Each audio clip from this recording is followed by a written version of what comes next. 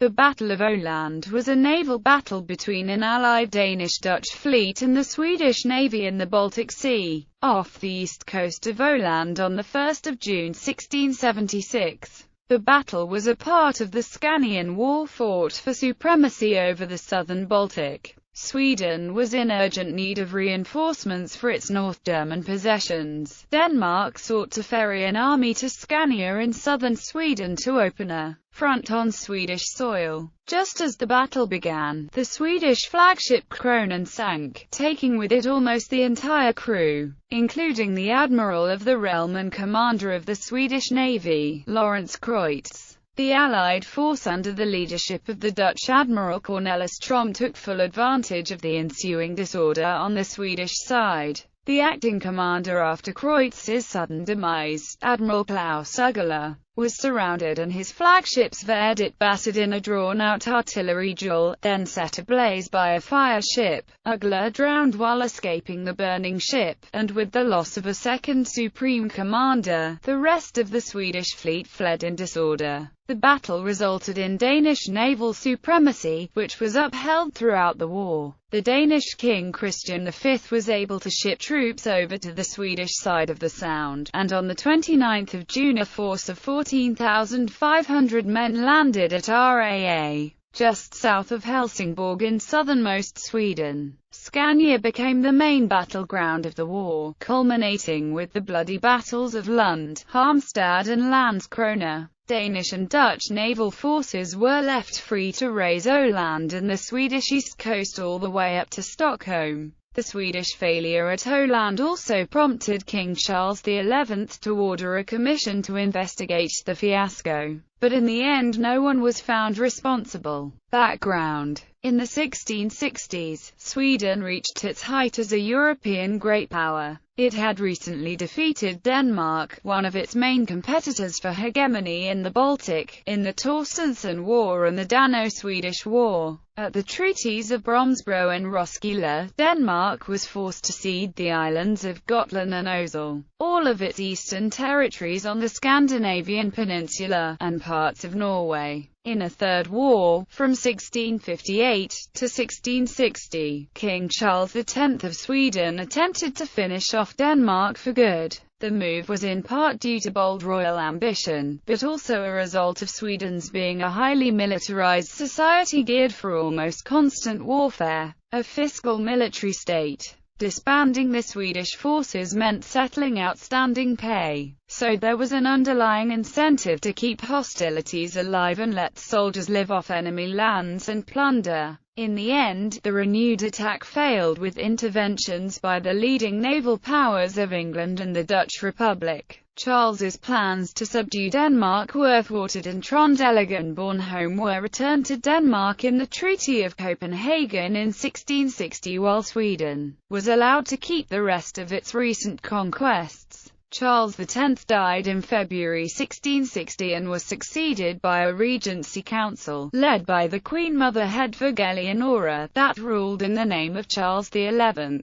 who was only 4 at the time of his father's death. Sweden had come close to almost complete control over trade in the Baltic, but the war revealed the need to work against the formation of anti-Swedish alliances that included Denmark, especially with France, the most powerful state in Europe at the time. There were some successes in foreign policy with the anti-French 1668 Triple Alliance of England, Sweden, and the Dutch Republic, while the Swedish policy was to avoid war and to consolidate its gains. Danish policy after 1660 was to seek an opportunity to regain its losses under the Oldenburg King Frederick III.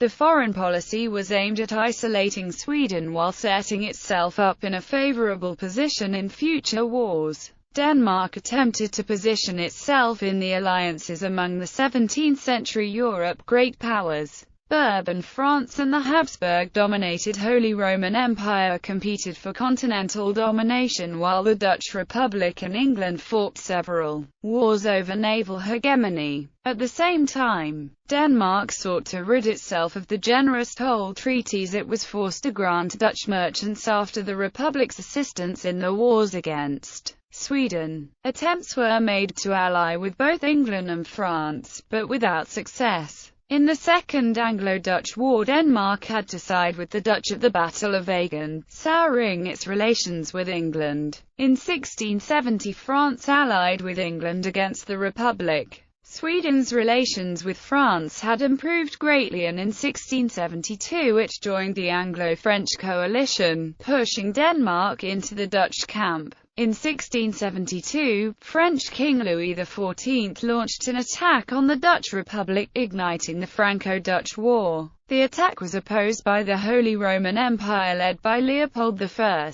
In 1674, Sweden was pressured into joining the war by attacking the Republic's northern German allies. France promised to pay Sweden desperately needed war subsidies only on the condition that it moved in force on Brandenburg. A Swedish army of around 22,000 men under Carl Gustaf Wrangel advanced into Brandenburg in December 1674 and suffered a minor tactical defeat at the Battle of Fehmarn in June 1675. Though not militarily significant, the defeat tarnished the reputation of near invincibility that Sweden had enjoyed since the 30 Years' War and emboldened its enemies. By September 1675, Denmark, the Dutch Republic, the Holy Roman Empire and Spain were all joined in war against Sweden and its ally France. Scanian War. With the declaration of war against Sweden on the 2nd of September 1675, Denmark saw a chance to regain its recently lost eastern provinces.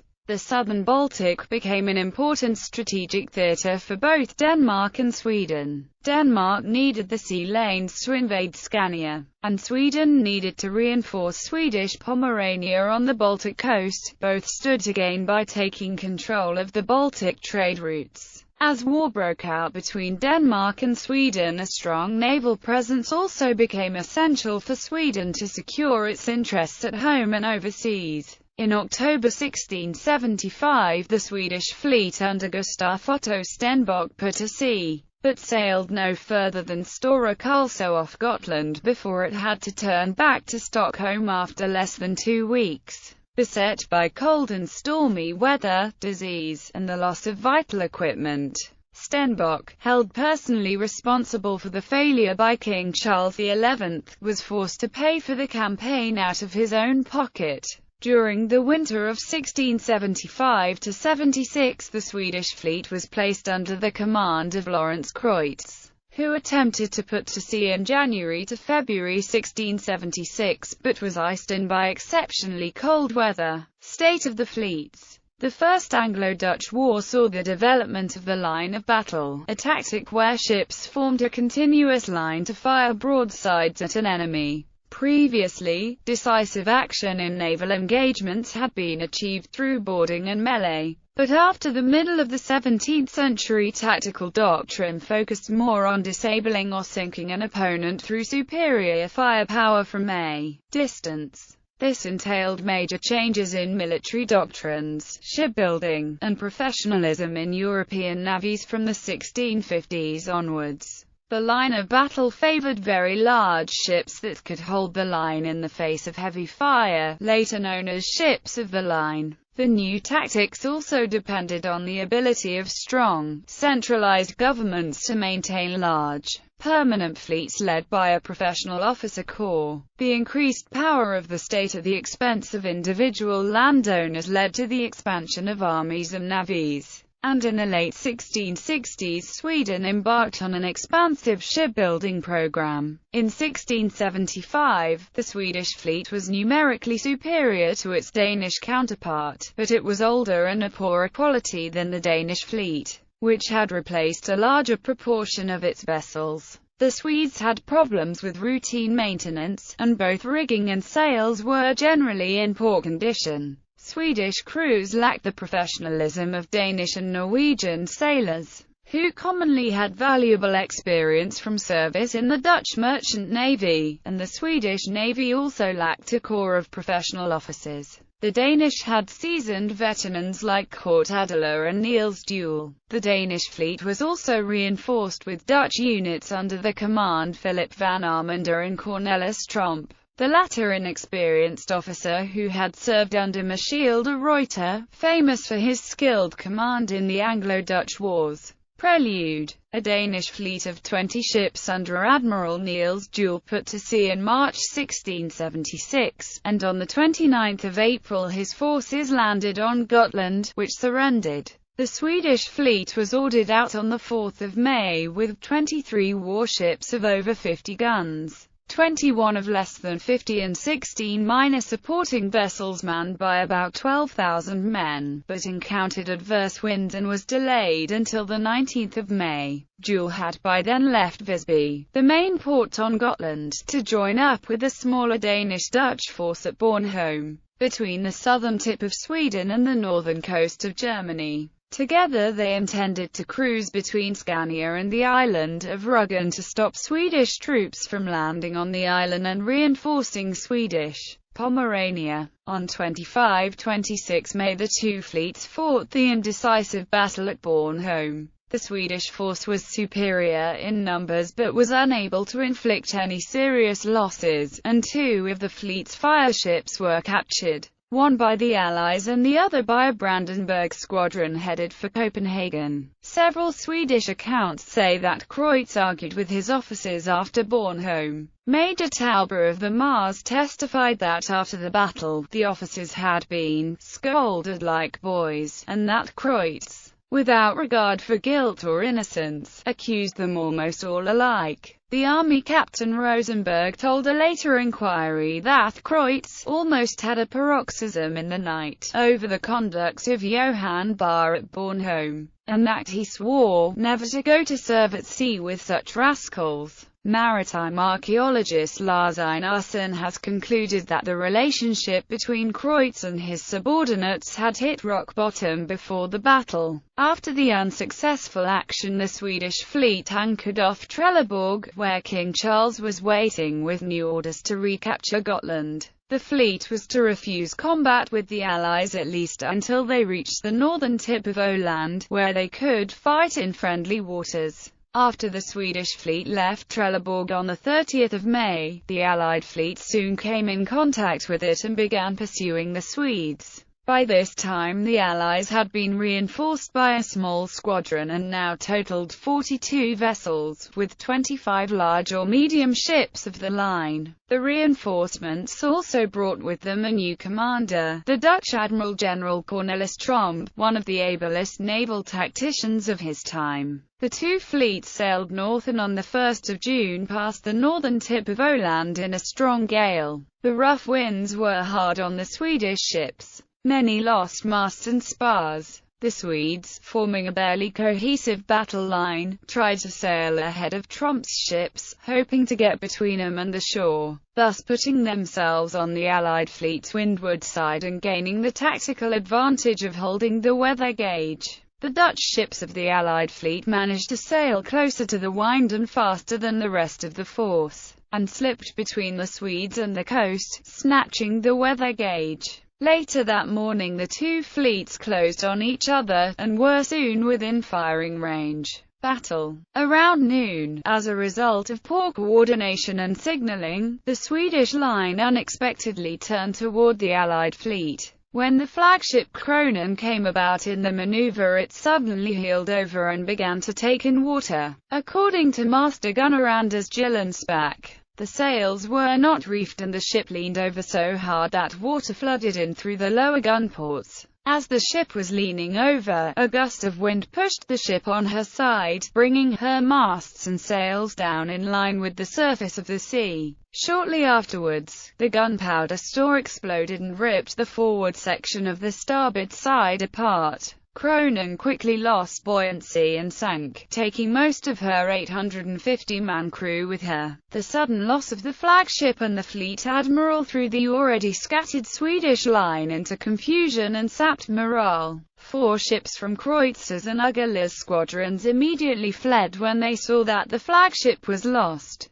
Claus Uggerler was next in command after Kreutz and became the acting commander of the Swedish fleet. When the line came about, Uggerler and his ships Verdict came on a collision course with the still floating wreckage of Kronen, and were forced to jibe to avoid it. Sverdit's second turn was interpreted by many ships as a signal to turn again, others interpreted it as the beginning of a general retreat, leading to major disorder. Ugala reduced speed in an attempt to gather his forces, but instead was separated from his squadron. Tromp on Christianus Quintus, Vice Admiral Jens Rodston on Trellever and Niels Juel Prinsen took advantage of the chaos. They quickly surrounded Sverdit and 3 supporting ships and began to hammer them into submission. Several other Swedish vessels attempted to assist Ugala, but they were in a lee position and could not provide effective support. After about an hour and a half to 2 hours of hard fighting, Sverdit's mainmast went overboard and Ugala had to surrender to Tromp.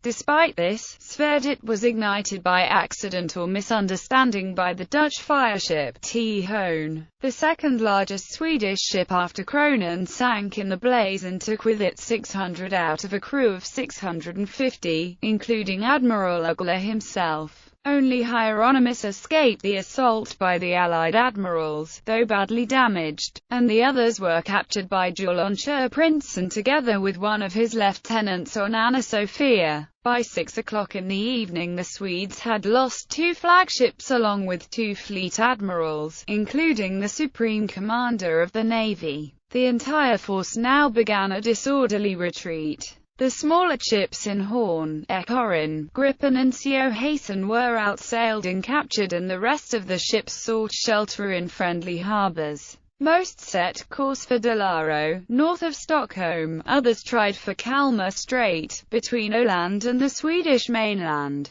The Allied fleet tried to capitalize further on its victory by giving chase. But the dash up the coast had scattered its forces and there was disagreement among the Danish commanders on how far they should pursue the Swedish ships.